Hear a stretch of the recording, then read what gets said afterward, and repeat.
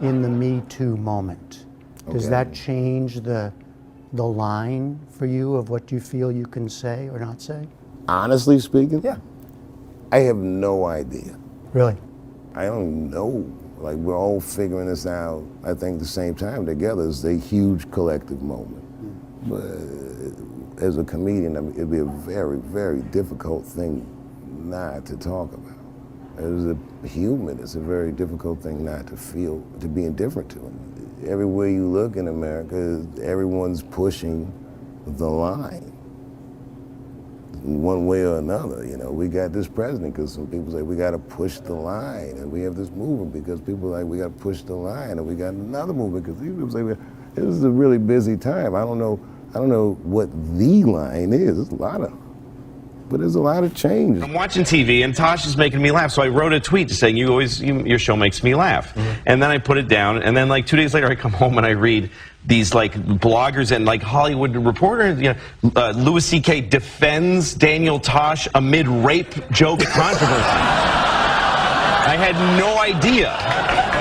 He got in trouble for making some jokes about rape, and I didn't know about it. And so I'm a defender of rape. That's what everybody says now. And I've read all this stuff like, shame on you, Louis C.K., and I'll never watch your show. You're a rape apologist. I've been called a rape apologist because I said hi to a guy. Because I said, hey, nice show to a guy who everybody was mad at. A regular theme for Chappelle now, that Americans today are overly sensitive about what can and cannot be said in public. I asked if he felt that way.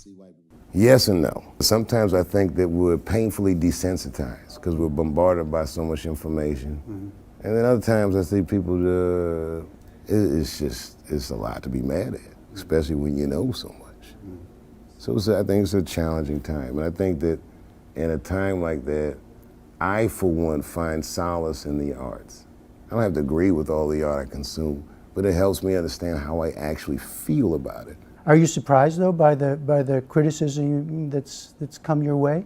No, and I don't mind that people get upset. Some of this criticism like is helpful. Like I get educated by it. I don't necessarily agree with all of it, but I learn about a lot of things, you know, just from my critics. He didn't do anything that you can call the police for. I dare to try. Call the police on him. Hello, police. Yes, I am on the other line with comedian Louis C.K., and I think that he is masturbating while I'm on the phone. You know what the police are gonna say in Atlanta? Well, what are you guys talking about?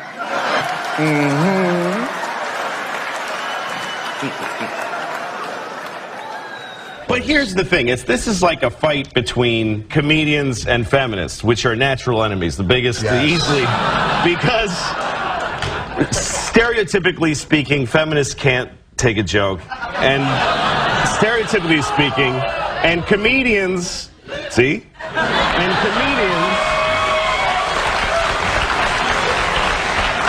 and on the other side, for you to send you back to Vermont right after the show. On the other side, comedians can't take criticism. Comedians are big pussies. Yeah. And they can't, so to one side you say, if you don't like the jokes, stay out of the comedy clubs. To the other side you say, if you don't like the criticism, stop Googling yourself every 10 seconds. Just nobody's making you read it.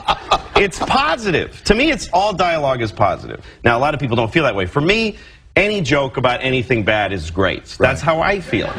Any joke about rape, you know, Holocaust, the Mets, whatever. Yeah, any joke about something bad is a positive You have now crossed the line, mister.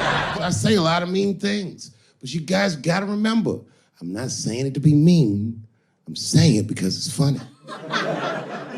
And everything's funny till it happens to you. If bad things happen to someone else, that's not necessarily funny. Look at it this way. I grew up in the crack epidemic. I tell jokes about it. I grew up in the crack epidemic, and now there's an opioid epidemic. Are they treating the opioid epidemic the way that they treated the crack epidemic? No, this is a national health emergency.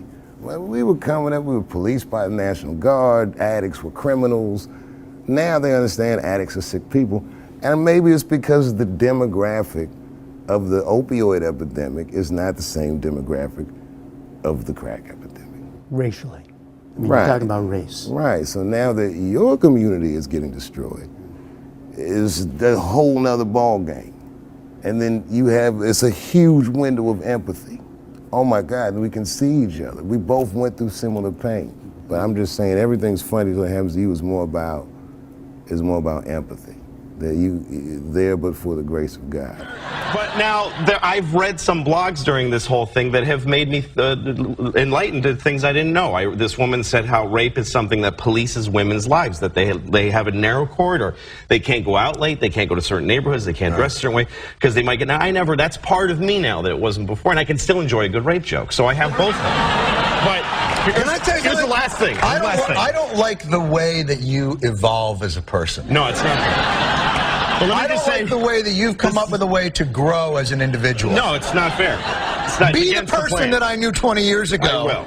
But here's the last thing I want to say about it. This is also about men and women, because a lot of people are trading blogs and things about this on the with each other. Couples are fighting about Daniel Tosh and rape jokes. Really? Yeah, that's what I've been reading in blogs. But